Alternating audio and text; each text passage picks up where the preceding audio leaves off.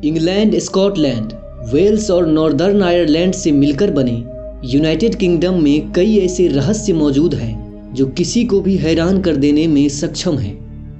परियों से लेकर जंगली क्रिएचर्स, घोस्ट, विचेस और न जाने कितने ही मिस्टिकल बीइंग्स से सामना होने के किस्से यहाँ मौजूद हैं। और यहाँ कई ऐसी जगहें हैं जिनका संबंध अलौकिक जीवों और घटनाओं से है।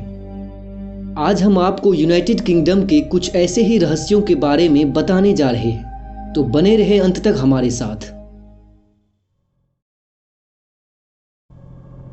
स्कॉटिश लोक कथाओं में बिग ग्रे मैन एक क्रिएचर का नाम है जो बेन मैकड्यू की चोटी पर रहता है। कई लोगों ने इस चोटी पर यात्रा के दौरान बिग ग्रे मैन से सामना होने के दावे किए हैं। यह कथित तौर पर बहुत पतला होता है, लेकिन 10 फीट से अधिक लंबा क्रिएचर है, जिसके लंबे बाल, लंबी भुजाएं और चौड़े कंधे होते हैं। अक्सर यह रहस्यमयी जीव पहाड़ के कोहरे में छिपा रहता है और जब कोई पर्वतारोही वहां से गुजरता है तब उसका पीछा करने लगता है। एक प्रसिद्ध हाइकर और रॉयल जियोग्राफिकल सोसाइटी के सदस्य कोली ने अपना एक भयानक अनुभव साझा किया जब वे 1891 में बेन मैकड्यू की चोटी से गुजर रहे थे। हमेशा की तरह उस दिन भी चोटी पर गहरा धुंध फैला हुआ था।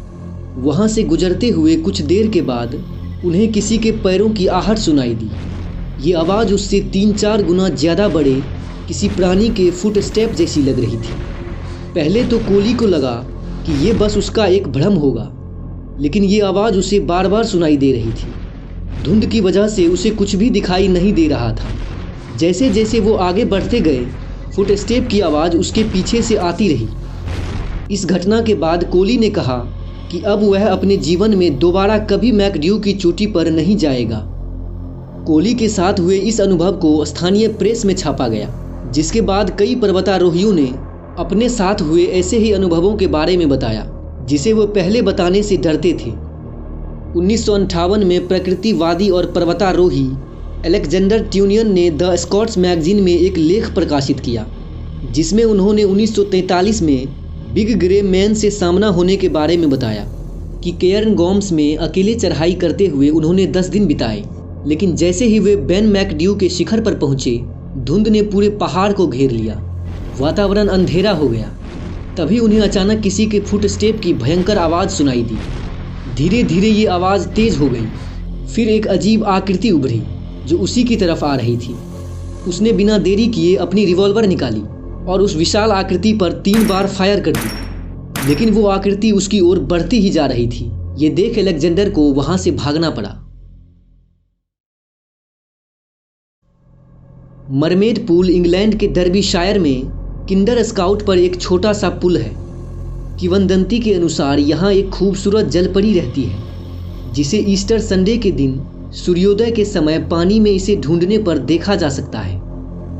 माना जाता है कि ये एक अच्छी जलपरी है जो उस पुल में नहाने वाले लोगों को हीलिंग क्वालिटी प्रदान करती है। लेकिन पीक डिस्ट्रिक्ट में ही ब्लैक मेरे नामक एक पुल है जहाँ एक गुस्सैल जलपरी के होने के दावे किए जाते हैं। किंवदंती के अनुसार सैकड़ों सालों पहले थॉर्न क्लिफ के एक नाविक को समुंदर की एक जलपरी से प्रेम हो गया था, जिसके बाद वो उस जलपरी को ब्लैक मेरे पुल में ले आया।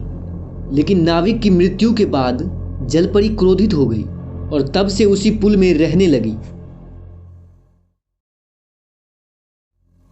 The black lady of Bradley कथित तौर पर एक घोस्ट है जो इंग्लैंड के ब्रेडली गांव के नज़दीकी जंगलों में रहती है। कथित चश्मदीद गवाहों के अनुसार वो लगभग 5 फुट 6 इंच की एक सुंदर जवान महिला है जो हमेशा एक लंबे काले लबादे और एक काला हुड पहने रहती है।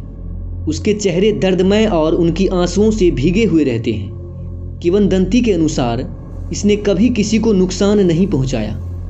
इस घोस्ट के बारे में एक मान्यता ये है कि बैरेंस युद्धों के दौरान एक जवान लकड़हारा और उसकी पत्नी अपने बच्चों के साथ ब्रैडली वुड्स की एक झोपड़ी में रहते थे। एक दिन लकड़हारे ने अपने परिवार को छोड़कर युद्ध में भाग लेने के लिए चला गया और अपने बच्चे को अकेले पत्नी को पालने के लिए छोड़ दिया। कई महीनों के बाद लकड़हारे का कोई समाचार नहीं मिला। वो महिला हर दिन अपने बच्चों को लेकर जंगल के किनारे तक जाती, इस आस में कि उसका पति युद्ध से वापस घर आ रहा होगा। एक दिन दुश्मन सेना हम्बर को पार कर लिंकन पर हमला करने के लिए उस रास्ते से आगे बढ़ रहे थे। जब वो महिला अपनी झोपड़ी से निकल रही थी तभी 3 घुड़सवार सैनिकों ने उस पर हमला कर दिया और क्रूरतापूर्वक उनका बलात्कार करने के बाद उसके बच्चों को छीनकर ले गए।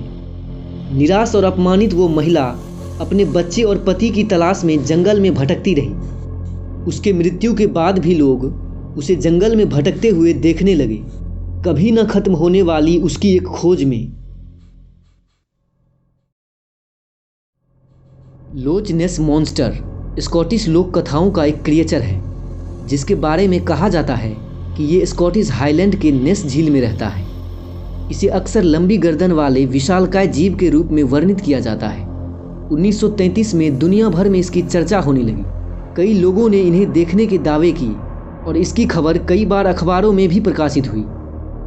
अप्रैल 1933 में एक कपल जब लोच नेस के किनारे से गुजर रहे थे तब उसने एक विशालकाय जीव को सड़क पार करके पानी में जाते हुए देखा, जिसे उन्होंने ड्रैगन या प्रागैतिहासिक राक्षस के समान बताया। इस घटना को एक स्कॉटिश अखबार में रिपोर्ट किया गया और इसके बाद कई ऐसे ही दृश्य देखे गए। दिसंबर 1933 में डेली मेल ने इस मॉन्स्टर का पता लगाने के लिए एम वाथरेल और बिग गेम हंटर को नियुक्त किया। झील के किनारे पर उसे बड़े पैर के निशान मिले, जिसके बारे में उनका मानना है कि वे लगभग 20 फीट लंबे एक विशालकाय जानवर के थे। लोच नेस मॉन्स्टर की सबसे पहली रिपोर्ट 6वीं शताब्दी में एडोमनन के द्वारा लिखी गई the life of saint Columba में दिखाई देती है। एडोमनन के अनुसार एक बार जब आयरिश भिक्षु सेंट कोलंबा अपने साथियों के साथ लैंड ऑफ पिक्ट्स में रह रहे थे तब उनका नेस नदी के किनारे एक व्यक्ति को दफना रहे स्थानीय निवासियों से सामना हुआ। उन लोगों ने बताया कि पानी में तैरते वक्त किसी विशाल जानवर ने इन पर हमला कर दिया। ये सुनकर कोलंबा ने नदी के उस पार तक तैरने के लिए अपने एक अनुयायी को भेजा।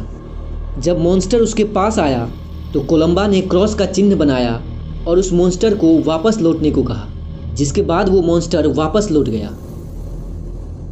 उम्मीद है आपको ये वीडियो पसंद आई होगी। इतने बड़े यूनाइटेड किंगडम के अनगिनत रहस्यों को एक ही वीडियो में बताना मुमकिन नहीं है, इसलिए हमने इसे पार्ट वाइज बताने का फैसला किया।